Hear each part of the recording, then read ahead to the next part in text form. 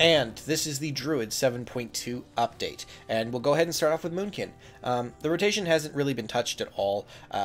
Some of the feedback I want to address is that people were discussing whether or not you should be using two star surges in a row versus one when you have the ability, and everything I've read and seen and played and tested, the effect is all the same. It's all just a matter of how the fight works, the fight that you're doing, the mechanics, and also how you actually like to play. Some people like storing a Star Surge if they have to move on heavy fights, and that's fine. The rotation for these profiles, for the most part, are teaching tools, getting you used to the rotation, getting you to a better understanding of why things show up and how they show up. Is to kind of complement the reading that you would do in order to maximize your potential with the spec. So all that being said, the rotation in the center may not be the one that you prefer to use. It's not incorrect, it's just not, it may not be appropriate to your playstyle.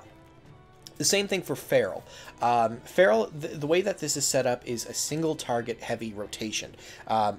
It's set up to track your bleeds, to track when you buff them, so when you put them up with abilities like Tiger's Fury, or you use Blood Talons, any of those things, it'll show the empowered bleed as you see there. There's the Rip, and when we use Blood Talons, we'll get the empowered Rake and Rip both up there at the same time. All of that is meant to highlight the fact that this rotation is single target. You will get the most damage out of it by following what you see in the center on a single target, but any fight that requires any sort of cleaving or multi-dotting, you will run into a few interesting spots, especially if you have certain legendaries.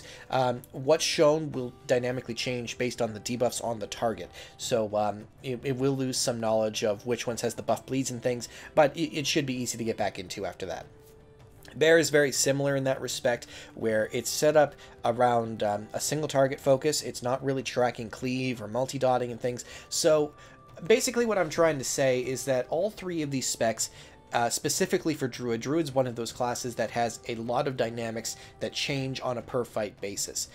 Some classes are very simple, like a Shaman or a Paladin, where what you cast and how you cast it doesn't really change based on fight dynamics. You know, you could swap one spell for another in some cases, but nothing really too much. But for Druids, for all three specs that have DPS rotations, how you go about the rotation may or may not be absolutely correct in the center because of how a fight works, and that's something you have to keep in mind when you see these things in the center. Now, the last thing I want to talk about is for Resto. Like the other profiles, all the other healing profiles, Resto saw the largest amount of changes. It was completely revamped and redesigned based on how, based on feedback and how I wanted it to be presented.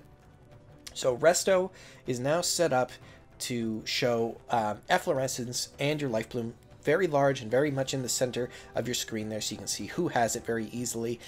One thing you should note is that if you're using an older version of Tell Me When, the efflorescence tracker is broken. You will need to update to the newest version. The top bar shows all your very important cooldowns, ones that you will use the most often, and the bottom bar are your secondary cooldowns and talents, all organized based on their row and just appearance. All that being said, this is the final profile update for 7.2. I will continue to update them as we move forward to 7.2.5, and based on your feedback I can fix bugs and errors and things like that. I will also be adding a mouse over feature to the Pro Spec toggle based on feedback I've received since putting these videos out, so look forward to that really soon, and I'll put another video soon explaining any of the other features in case you aren't caught up with how they all work.